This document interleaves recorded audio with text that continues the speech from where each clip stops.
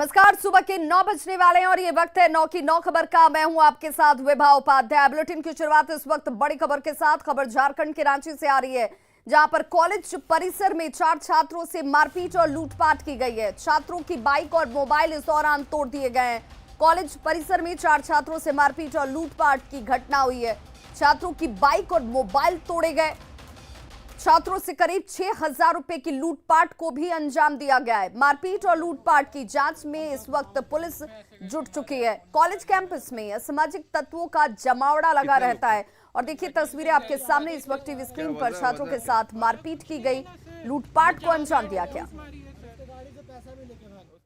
25 से 30 लोग सर, 3 लोग पहले यहाँ गेट बंद कर दिया, फिर पीछे से 25-30 लोग आया सर, अचानक बैट चलाना स्टार्ट कर दिया और बेसबॉल बैट बॉल सर सबको घेर लिया। हम लोग 4 लोग थे सर, कोई लड़ने वाला भी नहीं सर, कुछ भी नहीं सर। 4 लोग थे, 25 लोग आके मारना स्टार्ट किया है। गार्ड भी मिला हुआ था यहाँ का। क्या वजह क्या? वजह कुछ नहीं है ना सर, अचानक बैट लूट मारी है सर। गाड़ी से पैसा भी लेके भागा। उसका गाड़ी से 5-6 हज़ार रुपये सर लेके भागा है। बड़ी खबर धनबाद से आ रही है, जहां केंदुआ बाजार में 2 पक्षों के बीच मारपीट हुई है। कई राउंड इस दौरान गोलीबारी और बमबाजी की घटना भी हुई है। कई वाहनों को क्षतिग्रस्त कर दिया गया है। मारपीट में कई लोग घायल हुए हैं। स्थिति तनावपूर्ण बताई जा रही है। मौके पर कई थानों की पुलिस इस वक्त तैनात है।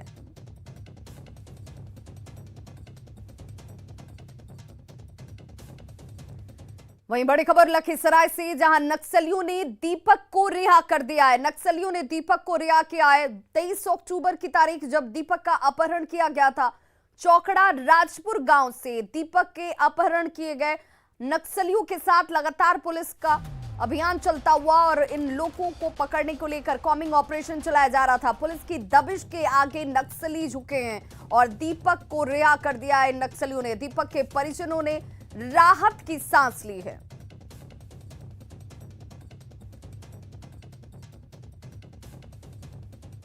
सृजन घोटाले में ईडी ने बड़ी कार्रवाई की है। भागलपुर के तत्कालीन एडीएम जयश्री ठाकुर और उनके परिवार की संपत्ति को ईडी ने अटैच कर दिया है, जिसकी कीमत करीब 6 करोड़ 85 लाख रुपए है।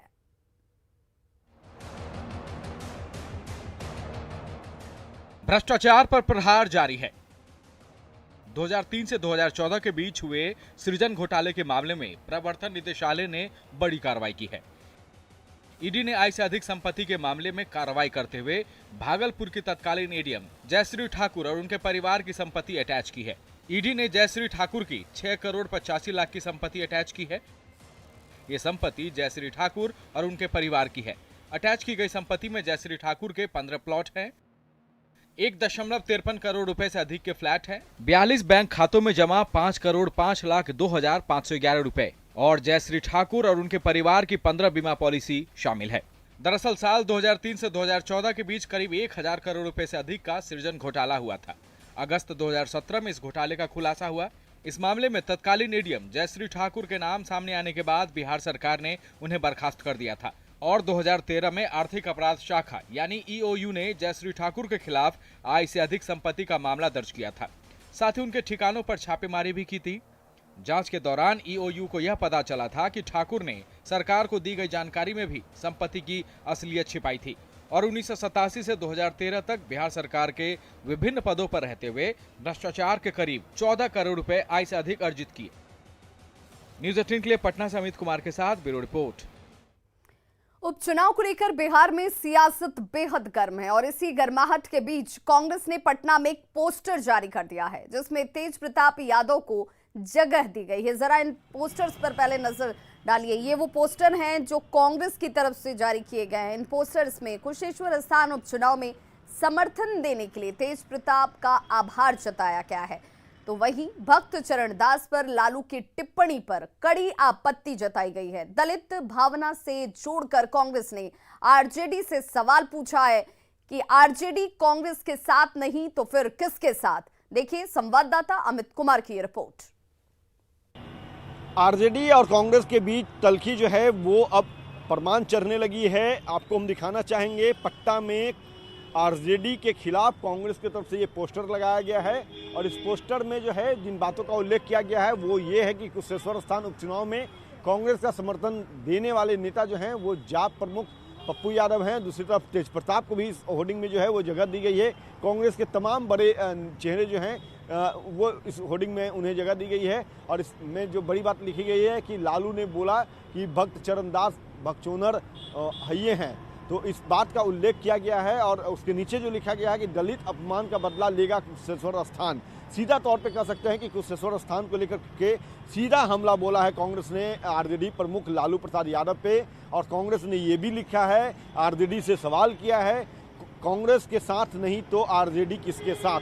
तो ये पोस्टर जो है वो सिद्धार्थ क्षत्रिय हैं, पूर्व सचिव बिहार प्रदेश कांग्रेस के, उनके तरफ से लगाया गया है। और जो बिहार प्रभारी कांग्रेस प्रभारी हैं भक्त चरण दास, उनको इस पोस्टर में प्रमुखता से उनकी को दिखाया गया है।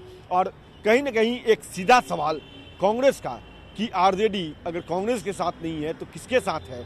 लेकिन दूसरी तरफ इसी पोस्टर में तेज प्रताप यादव को जगह दी गई है, तो कहीं ना कहीं समझ सकते हैं कि कांग्रेस जो है वो लालू परिवार में फूट करवा करके अपनी सियासत चमकाना चाहता है। जबकि तेज प्रताप ने 2 दिन पहले ही एक ट्वीट किया और सीधा कांग्रेस पे हमला बोला कि कांग्रेस जो है वो टुकड़े टुकड़े गैंग को अपने पार्टी में शामिल करके लोगों को अब देशभक्ति सिखवा रहा है।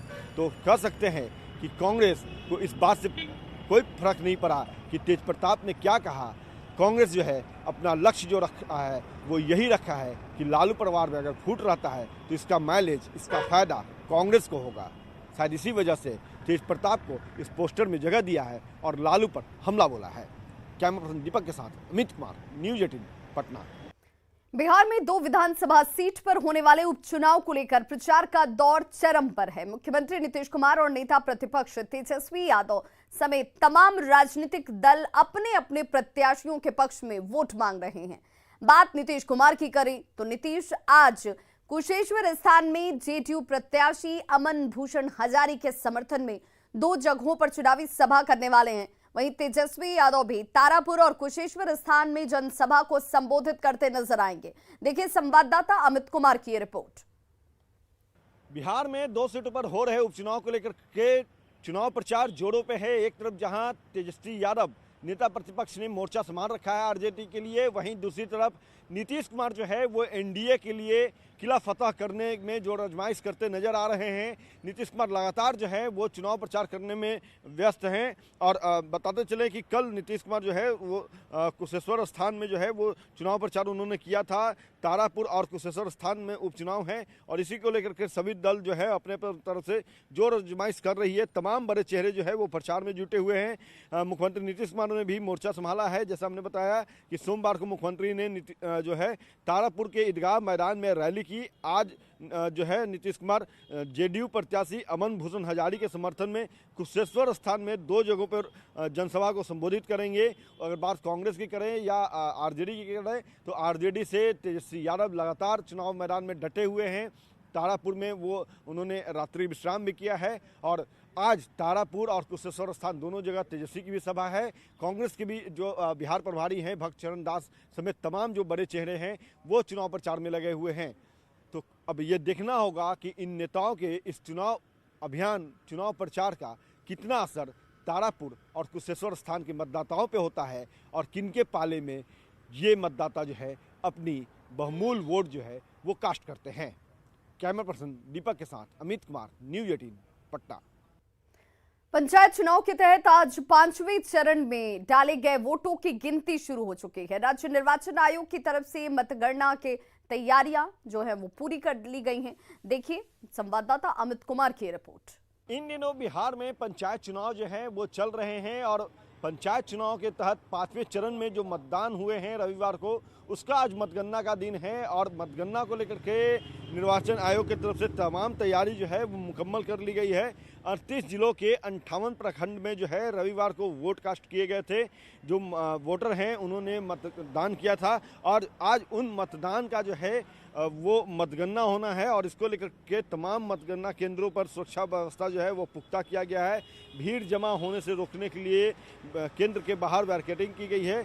जिसके पास निर्वाचन आयोग द्वारा पास जारी है सिर्फ वही जो है वो मतगणना केंद्र के अंदर प्रवेश कर सकता है। इसके साथ ही साथ मतगणना के बाद जो निर्णय आएगा, जो जनता का द्वारा जो दिए हुए वोट हैं, उसका जब गिनती पूरी होगी तो जो प्रत्याशी विजयी होगा उसे सर्टिफिकेट दिया जाएगा। और इसके साथ अगर कहीं कोई उपद्रव करता है तो उसके खिलाफ कानूनी कार्रवाई भी की जाएगी, क्योंकि राज्य निर्वाचन आयोग जो है उन्होंने उनकी तरफ से साफ कर दिया गया था कि चुनाव प्रक्रिया जो है वो शांतिपूर्ण तरीके से हो, और इसको लेकर के तमाम तैयारियां पूरी की गई थी। और असर भी जो है वो अब तक पंचायत चुनाव में देखने को मिला। लेकिन कई जगहों पे जो है जब रिजल्ट आया है तो कानून व्यवस्था को लोगों ने अपने हाथों में लिया, पुलिस पर भी हमला किया, प्रतिद्वंदियों पर हमला किया। वो तस्वीर ना दोहराए, इसको लेकर के आज जो है निर्वाचन आयोग की तरफ से मुकम्मल व्यवस्था की गई है। सुरक्षा व्यवस्था जो है चाक चौबंद किया गया है, और साथ ही साथ इस आशय के जो है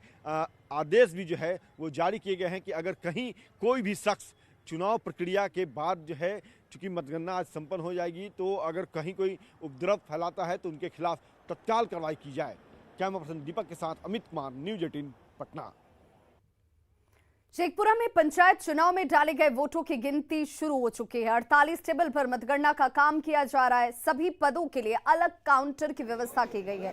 काउंटिंग के लिए कड़ी सुरक्षा व्यवस्था तस्वीरों में आपके सामने, जहां पर काउंटिंग शुरू हो चुकी है। 48 टेबल पर मतगणना का कार्य इस वक्त चलता हुआ और कड़े सुरक्षा इंतजाम किए गए हैं। थीम में कैमरा लगा हुआ है और कैमरे का थी है, इसलिए कहीं कोई दिक्कत नहीं होगी। और हम लोगों ने पूरी व्यवस्था कर रखी है, सभी कर्मियों को डिप्यूटेशन हो, सब कुछ हो चुका है, सारी तैयारियां पूर्ण हो जाए। जैसे कि आप देख पा रहे हैं, बिल्कुल सबके लिए अलग अलग प्रवेश द्वार दिए गए हैं। सभी पद के अभ्यर्थियों के लिए अलग प्रवेश द्वार हैं, और उस प्रवेश द्वार से वो प्रवेश कर सकेंगे। उनको अभिकर्ता जो भी चुनाव अभिकरण अभिकर्ता हैं, उनको कल ही दिया जा चुका है सारे उनके जो भी हैं पासेज। मधुबनी जिले में पंचायत चुनाव में अभी तक करीब 90% पुराने मुखिया अपनी कुर्सी गंवा चुके हैं, लेकिन बदलाव की सांधी में भी फुलपरास प्रखंड का धर्मडीहा पंचायत मिसाल बनकर सामने आया है। बेहतर कामकाज के लिए राष्ट्रीय पुरस्कार से सम्मानित हो चुके धर्मडीहा पंचायत के लोगों ने विभा सिंह को तीसरी बार मुखिया चुना है। यहाँ के ग्रामीणों का कहना है कि धर्मडीहा पंचायत का चुनाव परिणाम सभी मुखिया के लिए एक संदेश है कि जीत का रास्ता बेहतर काम से होकर ही निकलता है। देखिए संवाददाता अमित रंजन की रिपोर्ट। ये विभा सिंह हैं यहाँ, और एक चीज़ और बता दूं कि ये धर्मडीहा पंचायत को राष्ट्रपति पुरस्कार भी मिल चुका है। यहाँ जो ओवरऑल इस पंचायत में जो काम हुआ है, तो राष्ट्रपति पुरस्कार भी विभा सिंह जब मुखिया थी तो इस पंचायत को मिल चुका है। और एक बार फिर यहाँ की जनता इन पर भरोसा जताई है। यहाँ का जो काम है विकास के ऊपर यहाँ का जनता अपना जता रहे हैं अपना विश्वास। सबसे पहले मैं आपके चैनल को धन्यवाद देना चाहता हूँ। यह विभा सिंह तीसरी बार मुखिया बनी है, एक बार हम थे चौथा बार। सिर्फ विकास के मुद्दा पे हमने वोट मांगा था, और यहाँ की जनता को मैं धन्यवाद देना चाहता हूँ कि विकास के नाम पे ही उन्होंने वोट दिया। यहाँ की जनता विकास के नाम से वोट डालते हैं, और जो 12 पंचायत में जो पंचायत चुनाव हुए हैं उसमें तीन मुखिया बने हैं पुराने, और 3 पुराने रह गए हैं, बाकी सब चले गए हैं। जो मेन वजह है वह विकास की, तो हर जगह है जो विकास, इतना बड़ा विकास हुआ है, इतनी बड़ी विकास हुआ है, जो अगर आप बरसात में भी मोटरसाइकिल से चले जाइएगा तो मेरे पंचायत में आपको कहीं मिट्टी नहीं लगेगा। अमित रंजन, न्यूज 18 मधुबनी। नवादा में इन दिनों पंचायत के अलग अलग पदों के नामांकन के दौरान एक से बढ़कर एक तस्वीर देखने को मिल रही है। नवादा पश्चिमी क्षेत्र से जिला परिषद उम्मीदवार SUV और घोड़े के साथ नामांकन करने के लिए पहुंची। इस दौरान उम्मीदवार जहां सनरूफ वाली महंगी कार पर सवार थी, तो उम्मीदवार पति घोड़े पर सवार थे। जिस सड़क से उनका काफिला गुजर रहा था, वहां लोगों की भीड़ उमड़ पड़ रही थी।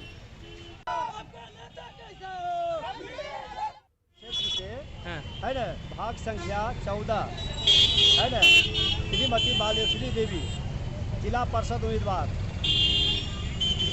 आज नामांकन कराए। क्या तो सिर्फ एक शौक है ना, जी शौक के माध्यम से हम घोड़ा अपना घर में है लेके आए हैं। अच्छा है, गाड़ी है जो मान लिया अपना है, गाड़ी भी आया है। गोपालगंज के जेडीयू सांसद डॉक्टर आलोक कुमार सुमन के नाम पर संसद भवन का फर्जी गेट पास बनवाने का विवाद थमने का नाम नहीं ले रहा है। मंत्री जनक राम के सफाई के बाद सांसद डॉक्टर आलोक कुमार सुमन ने खान एवं भूतत्व मंत्री जनकराम के ऊपर गलत बयान देने का आरोप लगाया है। खान एवं भूतत्व मंत्री श्री जनकराम जी दो तरह का बयान दिए हैं। पहला उन्होंने बयान दिया कि जैसे ही उनको पता चला कि कंप्लेन हुआ है, इन्होंने संसद के पास में छेड़छाड़ किया है, तो उन्होंने सितंबर में ही दोनों अपने सचिव को सस्पेंड करके बाहर निकाल दिए। लेकिन जब मेरा कहना है कि जब वो बाहर निकाल दिए, सस्पेंड कर दिए, तो 12 अक्टूबर को टूर प्रोग्राम में आप सचिव के रूप में बबलू आर्या का दस्तखत है, वो कहां से हुआ? यूपीएससी टॉपर 2021 के शुभम कुमार ने परिवहन सचिव संजय अग्रवाल से मुलाकात की। संजय अग्रवाल ने अपने विभाग के तमाम बड़े और छोटे अधिकारियों से शुभम की मुलाकात करवाई। वहीं परिवहन सचिव संजय अग्रवाल ने बताया कि शुभम ने बिहार का नाम रोशन किया है। मैंने इन्हें बधाई दी और आगे भविष्य में ये किस तरह से काम करेंगे, इसके बारे में इन्हें हम लोगों ने कुछ जानकारियां दी हैं। वहीं शुभम ने कहा कि आगे किस तरह से काम करेंगे, वरिष्ठ अधिकारियों से उन्हें कुछ सीखने को मिलेगा। बहुत सारा टिप्स मिला, सबने अपना एक्सपीरियंस शेयर किए, तो बताया कि ट्रेनिंग का इम्पोर्टेंस क्या है। फिर ये भी बताया कि जब काम करोगे तो काफ़ी सारे चैलेंजेस आएंगे, बट अगर अच्छे से काम करते हो तो रास्ता खुद ब खुद निकल जाते हैं। और इसी के साथ बहुत अच्छा लगा, काफ़ी सारे लोगों से मिले। बिहार ने लगभग 20 सालों के बाद एक IAS टॉपर को दिया है। ये बिहार के लिए काफ़ी गौरव की बात है, क्योंकि बिहार हमेशा से ही टैलेंट का खजाना रहा है। शुभम अब IAS में बहुत जल्द अपना योगदान देंगे। सिलेक्शन हो चुका है, जल्द ही इनकी ट्रेनिंग प्रारंभ होगी। नालंदा जिले की बिहार शरीफ स्थित पर्यवेक्षण गृह में मोमबत्ती और अगरबत्ती बनाने का कार्य शुरू कर दिया गया है। आपको बता दें कि ये कार्य उन किशोरों द्वारा किया जा रहा है जो किसी न किसी आरोप में पर्यवेक्षण गृह में रह रहे हैं। किशोर न्याय परिषद के न्यायाधीश मानवेंद्र मिश्रा किशोर को कौशल विकास के तहत प्रशिक्षण दिला रहे हैं, जिससे कि वो आत्मनिर्भर बन सके और समाज की मुख्य धारा में जुड़कर रोजगार प्राप्त कर सके। इसी के तहत सभी बच्चों के द्वारा दीपावली के पर्व पर बनाई जा रही मोमबत्ती लोगों के घरों को रोशन करेगी। पर्यवेक्षण गृह में कुल 70 किशोर मौजूद हैं और जो किशोर पढ़ाई के अलावा इस कार्य से जुड़ना चाहते हैं, वे जुड़कर ट्रेनिंग लेकर कार्य कर सकते हैं। प्रशिक्षण मत्स्य उत्पादन ये पहले से हो रहा था। इस बार इस दीपावली के अवसर पर अगरबत्ती निर्माण का ये किया, इसमें हमारे राकेश जी मशीन प्रोवाइड करवाए हैं। तो खबरों का सिलसिला लगातार जारी है, आप देखते रहिए न्यूज़ 18 बिहार झारखंड।